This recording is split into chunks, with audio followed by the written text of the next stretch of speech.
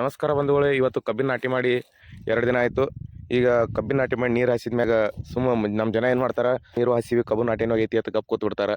But ಈ ರೀತಿ ನೀರು ಹಾಸಿದ ಮ್ಯಾಗನು ಕೆಲವೊಂದು ಬೀಜಗಳು ಈ ರೀತಿ ಹೊರಗೆ ಕಾಣ್ತಿರ್ತಾವೆ.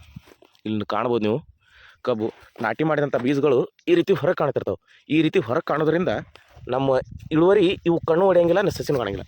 ಇದನ್ನು ನಾವು ತಡೆಯೋಕೆ ಡೈಲಿ 1 ತಾಸು ಇಲ್ಲ ಅರ್ಧ ತಾಸು ನೀವು ನಾಟಿ ಮಾಡಿದ ಮ್ಯಾಗ ಒಂದೊಂದು ಸಾಲಿನ ಸುಮ್ಮನೆ ನೋಡ್ಕೋತವ್ರಿ. ಯಾವ ಇದು ಮಾಡ್ತೀರಿ, ಯಾವ ಈ ರೀತಿ ಹೊರಗೆ ಕಾಣ್ತಿರ್ತಾವಲ್ಲ ಅವ್ರನ್ನ ಈ ರೀತಿ ಮುಚ್ಕೋತವ್ರಿ. ಬಿಸಿಲು ತಿನ್ನಂಗಿಲ್ಲ ಬೀಜ, ಮೊಳಕೆನೂ ಚಲೋ ಹೊಡಿತೈತಿ. ನೀರು ಉಣಿಸಿದ ಮ್ಯಾಗ ಯಾವಾಗಲೂ ಒಂದೇ 2 ದಿನಕ್ಕೊಮ್ಮೆ 3 ದಿನಕ್ಕೊಮ್ಮೆ ಹಿಂಗೆ ಹಾಯ್ದು ಏನು ಅದಾವ, ಯಾವ ಸಾಲಿನಾಗ ಯಾವ ಬಂದವು ಯಾವಿಲ್ಲ ಈ ರೀತಿ ನೋಡ್ಕೋತವ್ರಿ. ನೀರು ಹಾಸಿದ ಮ್ಯಾಗ ಒಂದ್ಸಲ ನೀರು ಒಣಗ್ದಂಗೆ ಆದ್ಮ್ಯಾಗ ಈ ರೀತಿ ನೋಡ್ಕೋತವ್ರಿ.